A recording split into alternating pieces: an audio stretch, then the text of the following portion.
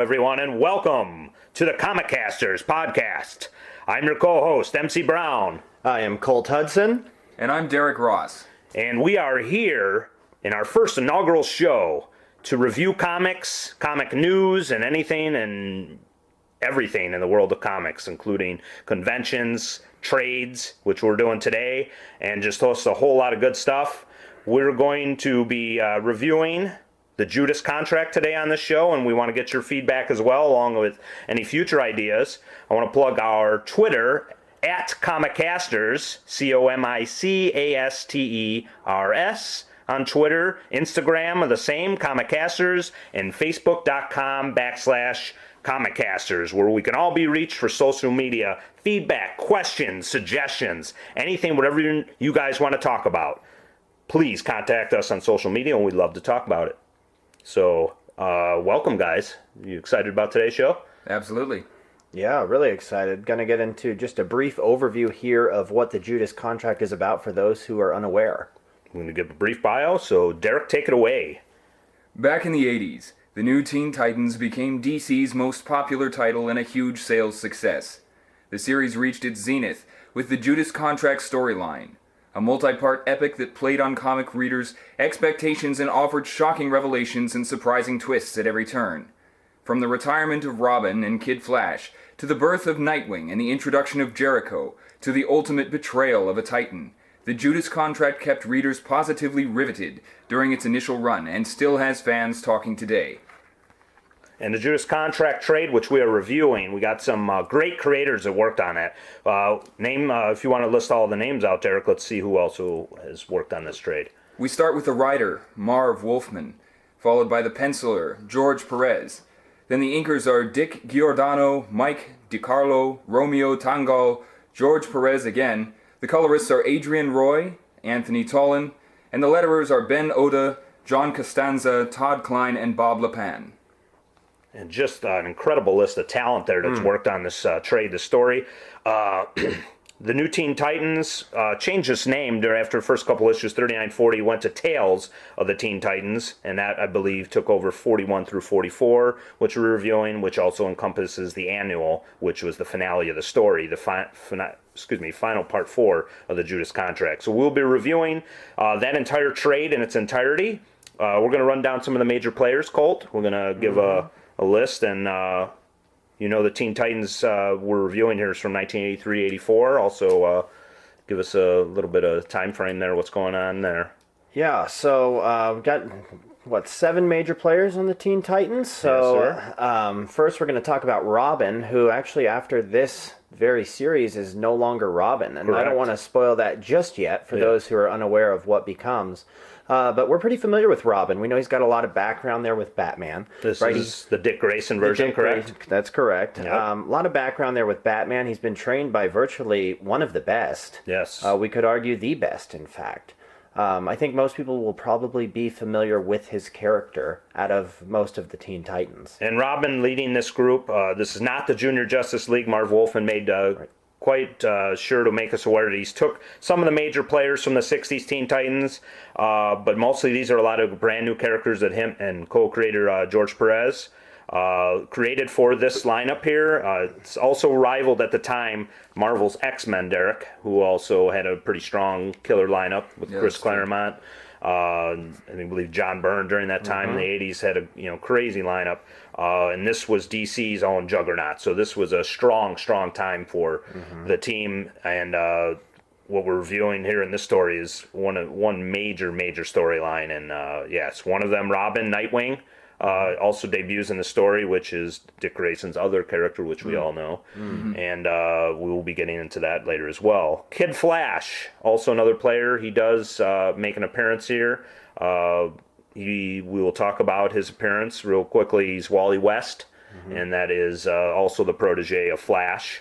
And he is also in the story along with Wonder Girl, Donna Troy, raised by the Amazons, but she was not an Amazon in there. She was Wonder Girl's also protege. Those were kind of the 3 carryover Titans from the 60s stories. Right. We have Starfire, brand new character, and that's Corey Andar. She's from the Tamaran is her home planet. and she was abducted as a slave and brought in by I believe it was the Gordanians that had kidnapped her and brought her basically on a spaceship. She escaped, and the Titans took her in. She's another major player, powerhouse. Changeling, which you're also familiar with. Yeah, also important to note, now known, I would say, as Beast Boy, Yes. right? Who, it's important to note with him, some people think he can change into anything. In fact, it is only animals. Yes. Hence the name Beast Boy. Garfield Logan. Yes, Garfield Logan. And only certain animals. Yes. You could not change into a Wookiee. Yes. I believe he states that in the story. Raven, also in the story, the daughter of Trigon, the Terrible. And you guys have any thoughts on Trigon? Just real briefly. Just dangerous demon. I think dangerous demon is probably an understatement. Yes. So basically, you could see that her powers are very scary, and she's one of the major players in there because she suspects a lot about the next player in the story, the final Titan, quote unquote, Tara Markov. Do you have any thoughts on her, Derek? Well, certainly in the beginning of the story, she does seem like she's not all there and she's not a member.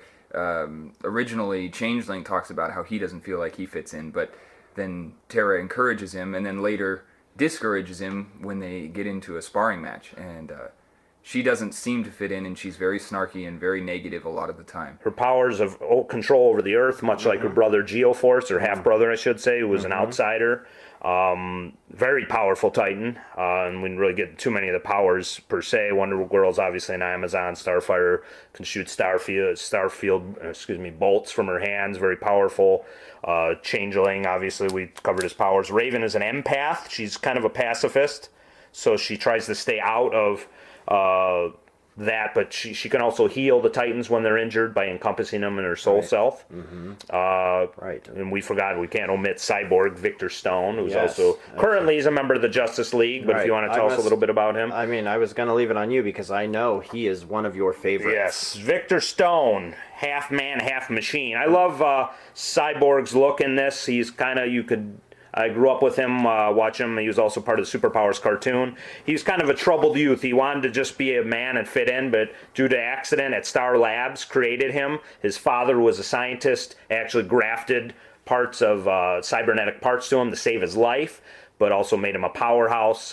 Basically, Cyborg, one of my favorites, super strong, has his white noise sound blaster, just a very, very, kind of a, at times could be considered a kind of stereotypical angry black character, but Cyborg just very, very powerful and one of my favorites. He just basically, I think, just a product of the times. Nothing disparaging. I think he just had a chip on his shoulder, but I think that Marv wrote him really well and likable despite all of his rage in him. You say powerhouse, and that's definitely true, especially with the art in this book. The only person who is a bulky, strong powerhouse type character is Cyborg. Yes. All the rest of the characters are very slender, very slim, and he's the only one that really stands out in that And we'll way. get into that with George Perez's art and how he draws him. Our final character we're going to talk about, we'll have a couple lesser ones at the end, is the story centered around Deathstroke the Terminator, Slade Wilson. Yes. And I don't know if one of you guys want to kind of take a brief origin thing of what kind of character is this and what does he bring into the story? Gosh, yeah. Slade Wilson, the primary antagonist here throughout the story, not to take away from Tara, but, he is really the epitome of a mercenary. Yeah. I mean, even to this day, he has lasted, 40, 50 years as a character, and he's still one of the baddest guys in the DC universe. Yes. What's so fascinating about the Judas contract is that we get Slade Wilson's origin story. Exactly. And later, it's going to be important to note that the cost of this series is still pretty expensive because of who Slade Wilson is and what that origin story entails. Deathstroke has only, rise in popularity over the years, and I know the origin, Derek, obviously struck a nerve with you as well. Just, you weren't obviously too familiar with it going in, but you were really shocked at the events in this story that really kind of sunk their teeth into his origin and told it. Right. His heartlessness and then heartfeltness later in the comic, in the beginning, seeing how much his honor meant to him, and then seeing that his son still mattered. And we'll delve definitely into it. Deathstroke is DC's answer to Super Soldier, kind of gone bad, or mercenary, depending, anti-hero, depending on which era you've read Deathstroke. But in here where we find him, and we'll talk about this shortly, he is taking up the contract of his son, who was the Ravager, who died all the way back in New Teen Titans #2, where Deathstroke debuted.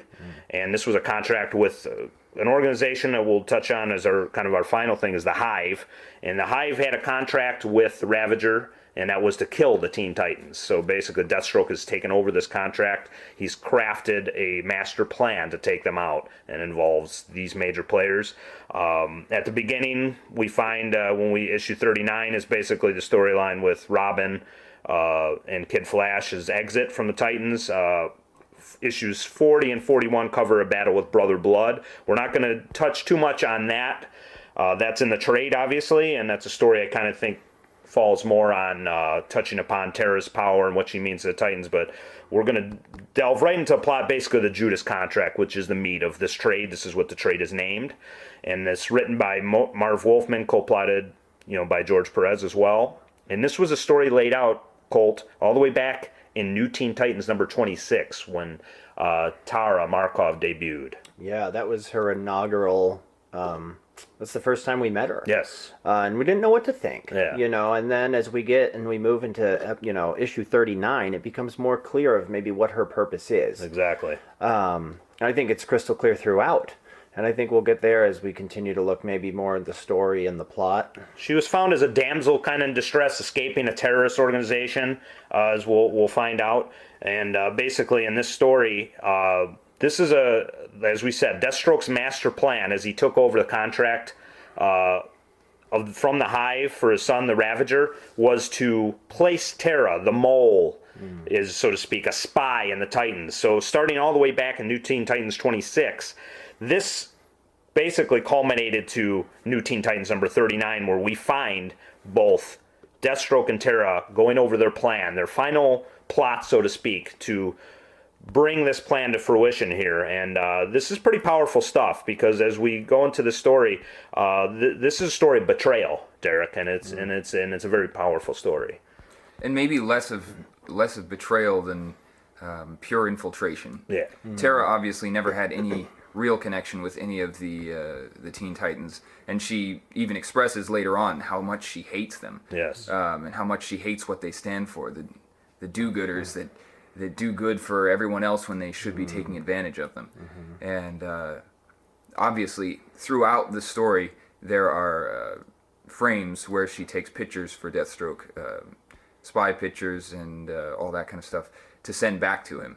And so every interaction that she has with the Teen Titans is logged, and she gets that information always back to Slade Wilson. It's a kind of a dirty feeling watching it unfold, Cole. Right. And, it's no coincidence that it's called the Judas contract, right? Exactly. We were talking earlier about the name Judas, right? Yes. There's kind of a negative connotation to the name Judas. We don't meet a lot of people named Judas. Explain to our listeners, Colt, just as quick as you could, what the name Judas means, and especially as it relates to the story. Yeah, I think, anytime we think of Judas, we immediately think of betrayal. Yes. And I think, as Derek said, infiltration. Yes. Right. I think whether people are familiar with the account that we see in the Bible, yes, they know the story. Yeah. Right. We've got a guy who's hanging out with these 11 other people, and they think he's part of the team.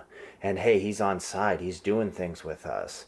But wait a second. When the true time comes, his true identity comes out. Hey, I didn't care about you guys, and in fact, I never did. Yeah.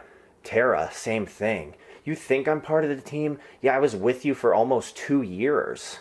And then what happens at the end? I never belonged at all. Yeah. I want nothing to do with you. It was crystal clear that betrayal is absolutely right, and that's what she portrays And here. in the story of Judas selling out his friends and his brethren, and Jesus, as we will say, for silver coins, Tara, her motives, rely a lot on hate, I think, more than even money. Her camaraderie with Deathstroke, just the fact that, maybe she was doing it for the common enemies of the Titans, maybe because she felt, this is way to stick it back to society, because she always had a rough upbringing, not like her brothers in Geoforce and in the country of that they came from.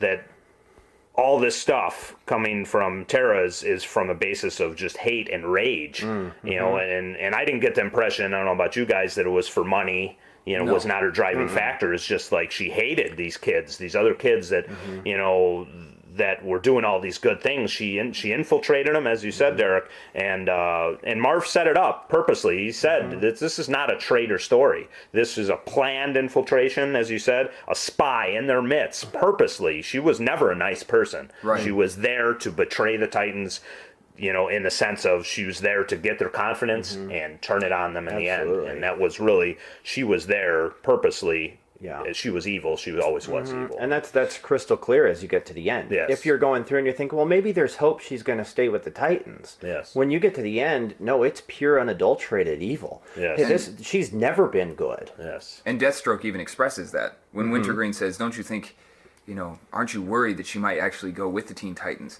And he said, "She's so far from that. That's not even a possibility." And then you look at the other. There's another similarity to. The account of Judas in the Bible, in which she kisses Logan. They have a sort of interesting moment at the end of a pier, and she kisses Logan, and later on in the story, she talks about how that sickened her, that she just wanted to puke after that, how horrible it was for her. But she was doing it, again, for that betrayal, so she could earn his trust, only to take that away, and then eventually she wanted to kill him. It's like the kiss of death, basically. Exactly. Yeah. And it's real important to notice, we could bust down every beat, but we don't want to spoil all the good stuff. We're obviously reviewing the story, but we also want to leave something for you guys to read yourselves. So we could bust down everything that happens in there, but you know, this is a very powerful story, and it doesn't end well.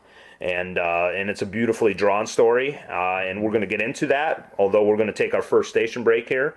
So as we go to station break, we will return and break down the art by George Perez. Who are some of your favorite characters that he drew in the story? George Perez, a legendary artist in comics. And we're going to get into that. We're going to get into entertainment value, and that's the emotional impact of this story. And we're going to really get some of the major beats in there without, you know, really telling you everything, but we're going to tell you things that really stood out to us to hopefully whet your appetite to read this yourself if you haven't, but relive it again if you want to, you know, delve back into it and reread it. So we're getting into all that stuff. We're going to take a station break, and then we'll be right back. You are listening to thebeststation.net, home of the best station, the best music for the best audience. Now featuring the best podcasts for the best audience. With such podcasts as The Fast Pitch, starring MC Brown and Dr. Eric Lenneberg, covering any and all related MLB news and current events. And now featuring The Comicasters, starring MC Brown, Colt Hudson, and Derek Ross. On location for comic book conventions, reviewing comic book trades and collections, and anything and all related comic book movies, news, and events. This is a presentation of thebeststation.net. The best station, the best music for the best audience. Would that be my spider sense returning? Who's that? He's back. Way to go. Don't let those overgrown tin men keep you down. What? Just too many of the big guys for you, buddy. What? Hold on tight. Can Spidey handle the Sentinel's blast? Whoa. Grab a copy of this month's Spider-Man. Marvel Comics, it's mayhem for your mind.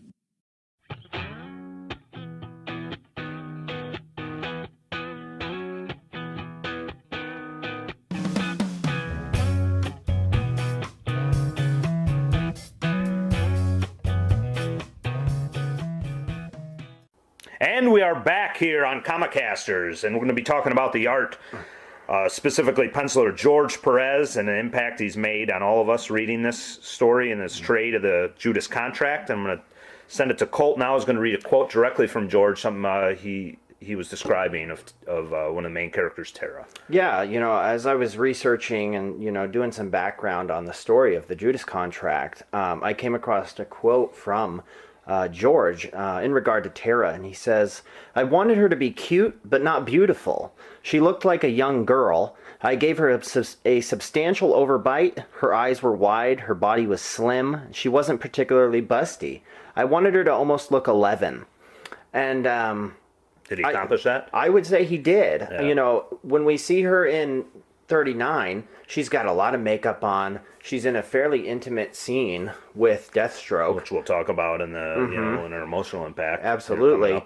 And even Deathstroke says, "Gosh, you know, that makeup doesn't fit you. You're a young girl. Get rid of that." Yeah. And then by the time we see her throughout the rest of the comics, you see, oh yeah, she almost does look different. So reading this quote from him, I feel like he nailed it. Like, yeah. Like she's two different people for sure. Yeah. Oh, absolutely. Which of course fits the character. Yeah. That was the whole intent, yeah. Yeah, so I think he knocked it out of the park with that. George, good background, just a legendary artist, obviously for years. We're still talking about George Perez, and it's just years later. It's some odd 30 years later from when he did this, and it's just incredible artist, legendary, and just new Teen Titans are synonymous with George Perez. And talk about now what's one of your favorite character, one of your favorite characters that George drew in the story here. As much as I like Deathstroke, I really think George does a good job with Slade Wilson. Right, so his alter ego, yes. Yeah, so when you see a picture of Slade Wilson drawn by George, you see this distinguished man who is put together, and the demeanor on his face, and he's just almost callous in a way, but just the way George draws him really brings that out. There doesn't even have to be words on the page. Yeah, you could say, "Hey, I understand what Slade is thinking right now." And that's impressive if you can do that as an artist. Oh yeah, the emotional just draws you into what they could be thinking in that moment. Absolutely. For sure, yeah, I have to agree. And probably one of my favorites, definitely my favorite, would be Jericho, Deathstroke's son. Just visually, right? Just a striking individual. And I think the reason behind that is based on Jericho's power, which is to, I guess, take over someone's body with his own. First, he has to make that eye contact, and then in that comic, he actually has the word contact go through his mind, and his eyes just glow green. And we kind of failed to touch on it. He's a pretty important character. I think we do have to say Jericho is Deathstroke's son in the story. He's a pretty integral part to the success of the Titans to get out of this predicament that his father has put them in, for sure. So I don't think we did him quite enough justice, because this is the debut of Jericho, which is the Titan that I guess we would all say replaces Terra at the end of the story. But it's basically, Jericho is Deathstroke's son, and he's a pretty major player, I think, in the story. Right, and George does a good job of, obviously his vocal cords were cut, and so he can't speak, but there's such a strong sense of, if not infirmity, just tenderness in the way that he's drawn. His eyes are very expressive. His face is very expressive. He's not overly built, not overly muscular. You can tell that his power is mostly a mental power, and he does care for others, which is a complete opposite from Deathstroke. And George talks about this. I highly recommend the trade also for the reasons of the forewords, both from Marv Wolfman and George Perez. Part of the main beat of what George talks about is the creation of Jericho, creating this artist mute who cannot speak and has to express himself. And George said, "Marv, you cannot give him word balloons. He's going to be in charge of what he's thinking." So basically, everything George is doing on that page leaps off, because you can really delve into the emotion of Jericho. And that was George Perez who really came up with this character. That Marv had the character's name from the 60s he wanted to use. George Perez brought him to life. Yeah. And it was very beautifully done. Yes. I think George Perez being legendary, what sticks out to my mind, he draws the quintessential cyborg. He obviously created him, but I think Cyborg is at times in recent years been built like a gigantic tank. He's clearly taller than the other Titans. He's built pretty good. His athletic background before the accident that turned him into Cyborg. But George you could see like the shininess kind of leaps off the page, and I think that's a credit to the color team and everybody too. But George also I could picture Cyborg as a living, breathing human being. George just brought that like energy of the character. Yeah. And I think just anybody, especially us here, can agree that George just draws the most beautiful woman.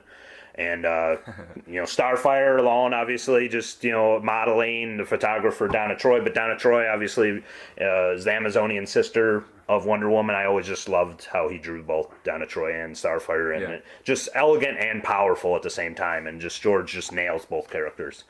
And just everything leaps off the page and just beautifully drawn, just matches everything I think that Marv, had put, to page in a story. George brought it to life. Yeah. So, we kind of delved on our favorite characters. Some of our favorite characters is George drew. And we're going to jump right now into the emotional impact of this story, which is a pretty powerful story. And kind of our key moments are OMG standout moments of the story. And we'll take it, straight to Colt first. Like, what stands out to you from this story, Colt? Oh, gosh. Where to begin, right? There's a lot here. Yes. I think some of the big things that stand out for me is, number one, I know it's in the name, the Teen Titans, right? But these are teenagers. Yeah. We're dealing with people, 14, 15, 16 years old, and they're going against mercenaries. Yeah. Their lives are on the line every single day. Yeah. And I don't know if we often think about that. We say, oh, yeah, it's the Teen Titans. But if we put ourselves in their shoes and say, okay, I'm 16, and there's this guy named Deathstroke, and he's trying to kill me. Deathstroke the Terminator, no less. Yeah, no kidding. Deathstroke the Terminator. I mean, that's frightening. Even the older Titans are still, if you put yourself in an 18-year-old shoes or something, like, that's still a lot to digest and a lot to go up against, Yeah. Right.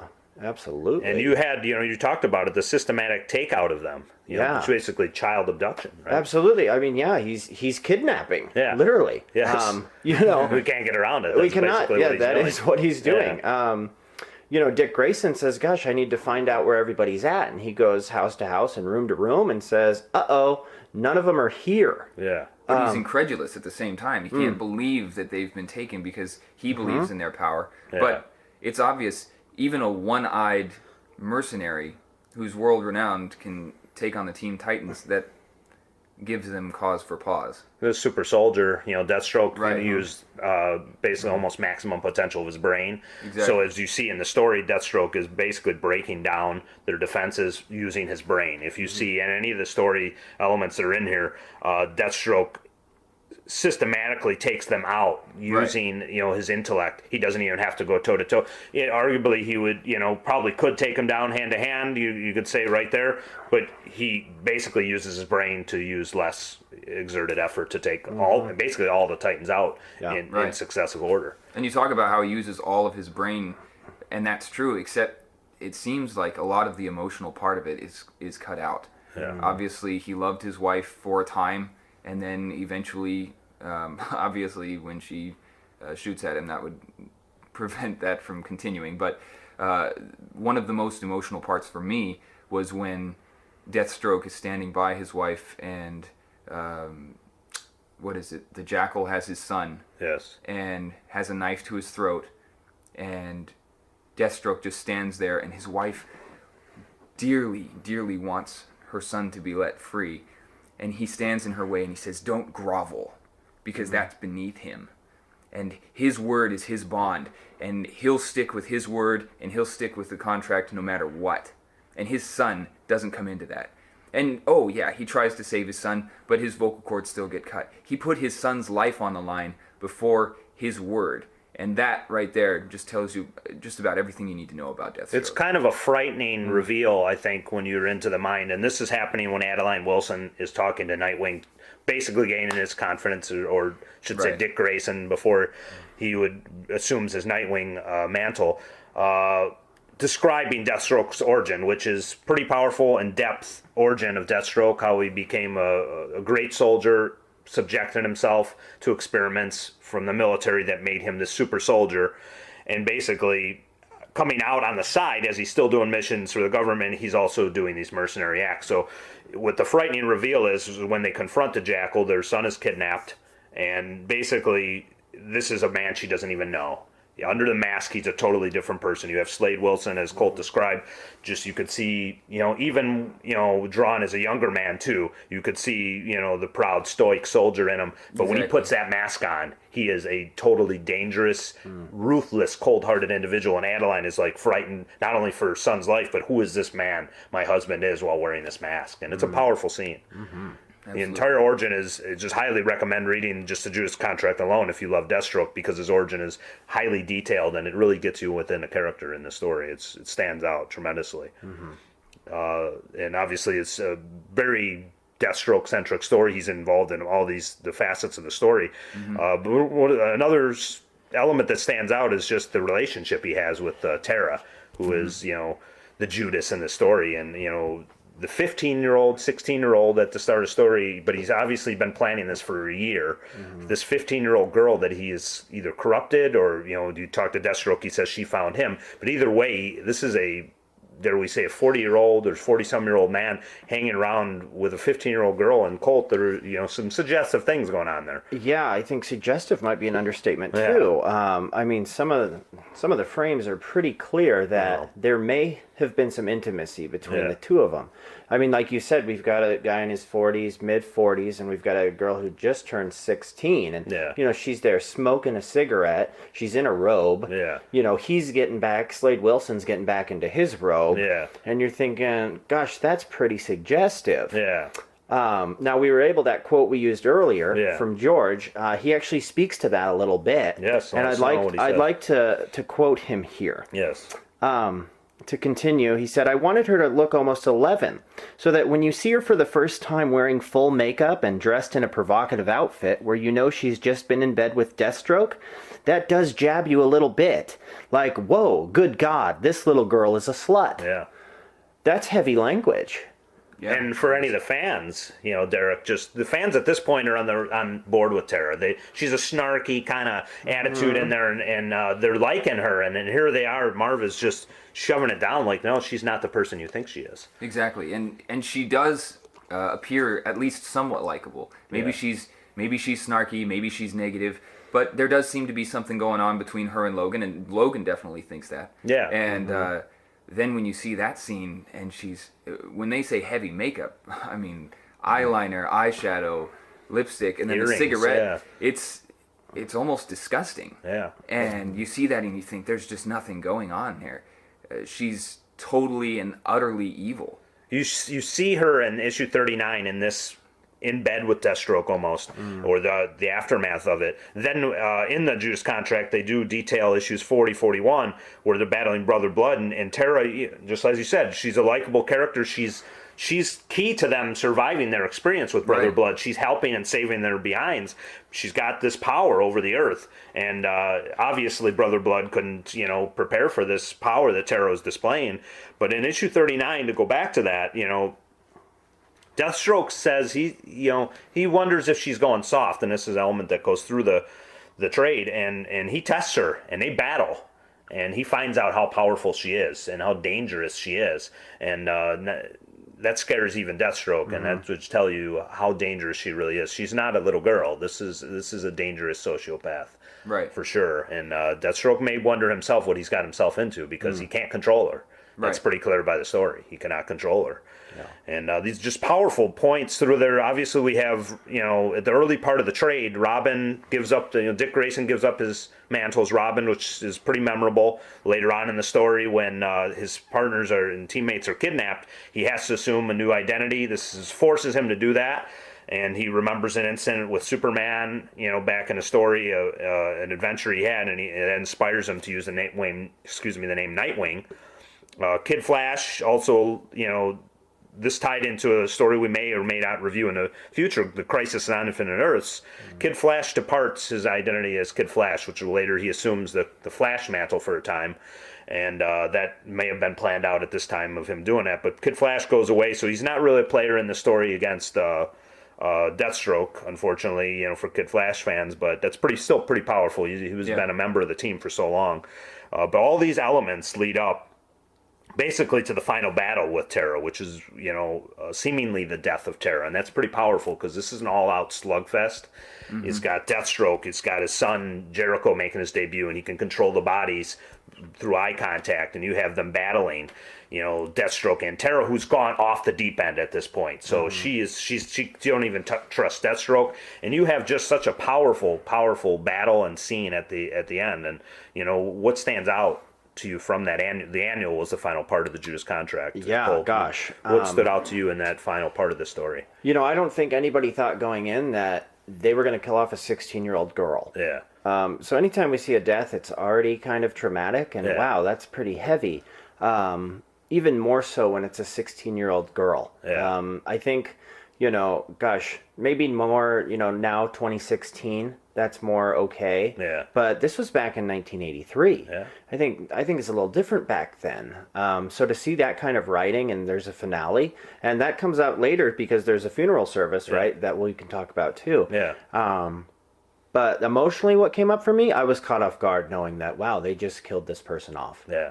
They created such a huge villain, Derek, but, you know, Marv put that finality to the story. Right. You know, and in that final battle, what stood out to you? What, you know, in that annual, the final part of the Judas contract, if you had to pick a moment from that final battle and the crap hits the fan, so to speak. You know, they got the Hive there who had kidnapped the Titans. Right. Even Terra has even kidnapped Jericho and Nightwing at this point, and basically has put them in front of Deathstroke, who Deathstroke, you know, sees his son. He didn't even notice, and he sees his son, and he can't believe it, and he wants his son. Right. But they won't give him up. Even Terra at this point is turning on him. All this stuff's going on in this annual, this chock full of this finale. What would you say stood out to you? I think the key thing that stood out to me would be his Deathstroke's concern for his son. Yeah. It seems like he has at least some remorse for the way he treated him and time lost. It's been 20 years since he's seen his son. Yeah.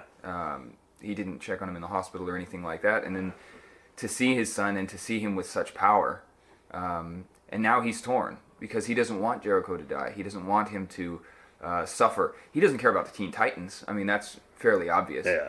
But Jericho is on their side, so now he has to pick sides. He has to pick sides between his contract, which means everything to him, or he has to pick not to kill his son, which basically means helping the Teen Titans. And of course, Terra just flies into a fury when she sees him battling those emotions inside. And it's interesting to even see Deathstroke with emotions. Yes. Because he's such the epitome of the dark, forbidding person who has no emotion, and he just fulfills contracts. He is the ultimate bounty hunter. And to see him struggle with that is so strong. And then Terra just ripping into him and going absolutely crazy. Ruthless. Just ruthless and heartless. Tearing up the earth. Yeah. And all of that comes with it is just remarkable. And just emotion in this story, before we go to our last station break here, just emotion in story is just what caught me. Like, Raven, she had those feelings about Terra's betrayal for so long through the story, going back even to when there was always just something. She's an empath, so she kind of knew something was off, but she didn't quite know what it was, but she knew there was something not right about Terra. You know, you got Garfield, who loved Terra, but when those feelings never came out until she was gone, really, just how much he really cared for her. And just the emotional impact for all these characters. Obviously, the story brought Jericho on board, brought Nightwing as a member of the Titan, transformed Robin into Nightwing, just created a whole new emotional element for all these Titans. It's just a powerful story. And when we come back from this last station break, we're going to give our thoughts on the reread value, our final ratings, and we'll give you our tease for the next show. So we want you all to hang on, and we shall be right back. You are listening to thebeststation.net, home of the best station, the best music for the best audience. Now featuring the best podcasts for the best audience.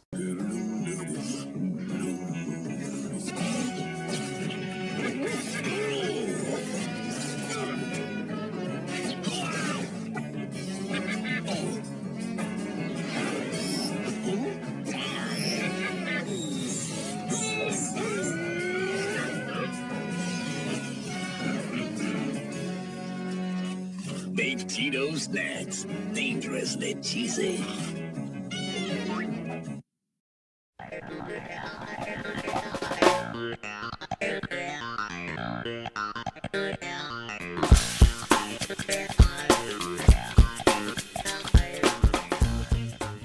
And we are back with the Comicasters. And we're back reviewing the Judas contract. New Teen Titans, number 39 and 40, and Tales of the Teen Titans 41 through 44, along with the New Teen Titans Annual number 3. I don't know if it was Tales of the Teen Titans Annual number 3 at that point, but we're here to give our final reread values. So we're going to start with Colt Hudson here, and you're going to let us know, what do you think? Rereadable? Certainly rereadable. Gosh, I've read this story a handful of times, and it's worth rereading. I would say it takes less than an hour to get through the whole trade, but it's absolutely worth it. I can say every time, and I can speak for myself, I get entrenched in the story. And that's not always the case when I look at a trade. There's something about this story that stands out. It is there's a mystery there. There's betrayal. There's hurt. There's a lot going on. I would absolutely reread it, and I would recommend it to many others. Okay, that's great. Derek Ross, what do you think? Rereadable? Yeah, absolutely. I really, really enjoyed it, and I've read it over several times. And I think probably my favorite part, which I've read the most, is the Deathstroke background, the backstory there. Oh. It's very well written, and it gives you such a good insight into why he is the way he is and how he got to be there. So I've read that several times, and I think that alone is good enough for a reread. I have to agree with you guys. Rereadable, definitely for me. I would say just, any Deathstroke fan, as I believe we all are sitting here, this is a quintessential story to Deathstroke. If you really want the main probably the best Deathstroke story I've ever read, or trade, even just collection of stories, this is what you want to read. It's got his origin, it's got him in his glory, in his full fighting form. He takes out the Teen Titans almost by himself. He used Terra to his advantage. Some would say, well, Terra used him, but just for me, the emotional impact it reads, as an adult, when I read this as not to date myself, but I read this as a teenager myself when it was out, and just totally just stands the test of time. Like, to me, the story is as great as it was when I first read it, and it's just as a powerful story, from the story, the art, and just everything all around. The characters, key players, just characters I love and care for. Just, it has it all, and to me, the reread value. I own the trade myself, and the individual issues too, so it shows you how much I love the story. So definite reread value to myself. And we're going to go into the final ratings. So we're just going to we each have our own system of ratings. So Colt's is a number scale, Derek is a letter scale, myself is going to be thumbs, either up or down. So we're going to start with Colt in this round table. And what do you think? What number value if you had to give it for the Judas contract? Out of 1 to 10, 1 being deplorable, don't read this, 10 being it's absolutely wonderful, I'm going to put the New Teen Titans, this story, the Judas contract, 9 out of 10. Nice. And Derek, you got a letter grade to give it? Yeah, so obviously F would be, I'm never reading this again. I would highly recommend not buying this as a Christmas present for anyone, including your hated uncle. But I'm going to give it an A. Not an A+. There are some, as much as I love George Perez, there are some scenes that seem a little lazy with the hive cloaks and the rocks that all look the same. But other than that, the story is amazing, the art is amazing, the writing is amazing. Even the lettering, the stress put on certain words to help you through the story is excellent. Yes, awesome. And I'm going to give it, obviously with a thumbs down, what it is, just a terrible story that I won't ever want to read again. Or a thumbs up, just one of the greatest stories imaginable. I think it's easy to say, it's the thumbs up for me. I just, I love the story. Like I said, it's just, I love the art. George Perez, one of my favorite artists of all time, and just the players involved. Deathstroke, one of my favorite, villains of all time. Nightwing, Cyborg, Wonder Girl, Donna Troy, 3 of my all-time favorite, whether they're Teen Titans or individual stories or not. So definitely, final rating for me is a thumbs up. So as we get into the final stretch here of the show, I just want to tease again. What are your thoughts on the Judas contract? If you read it, hopefully, or if you will read it, give us your thoughts. At Comicasters on Twitter is our handle. Instagram at Comicasters as well. Tag us in key moments if you got some scans. We're going to post some ourselves, especially when this show is released. And Facebook.com/Comicasters. So we want to hear from you. We want to hear, what did you like about this? What might you not have liked about this story? And if you haven't read it, if you want any more in-depth, discoveries from us, we'll be sure to share them with you. Just message us, and just anything in general. What do you like to see us review in the future? Is there something that you want us? Hey, we want Derek Ross to read. We want Colt Hudson to read. We want MC Brown. Read this. Give us your thoughts. We want to hear them. We want to hear from you. So we're going to leave it to you guys to give us some suggestions, but we got a big story to read. Colt, why don't you tell us what's coming up? Yeah, in fact, we are going to look at another mercenary and assassin known as Floyd Lawton, a.k.a. Deadshot. We're going to look at actually his origin story next in Deadshot Beginnings. It's actually collected in a trade. And we're going to look at the man who doesn't miss. Yes, Batman villain, Deadshot. He's going to be starring Derek in the Suicide Squad movie that will be released later this year, portrayed by Will Smith. But this is a little bit different version. It's the comic version of Deadshot, and it is a powerful story. In this, in another one that may not have a happy ending for people, but there are some other stories in Deadshot's past also covered in the trade. But the main gist of this is Deadshot miniseries, volume 1 through 4, and it's a powerful story for all of us that read it. And we can't wait to give you our thoughts and share our opinions on that. Yeah. Absolutely. So we're going to wrap this show up. We want to thank you all for listening. Again, at Comicasters where you can reach us. We want to hear from you guys, and we want to thank you all. We had a blast doing this, and we're going to do it again here on our next show. So we want you to hopefully give us some feedback, and stay tuned for our next show because it'll be coming up really soon. So for myself, MC Brown. For Colt Hudson. Derek Ross. This has been the Comicasters.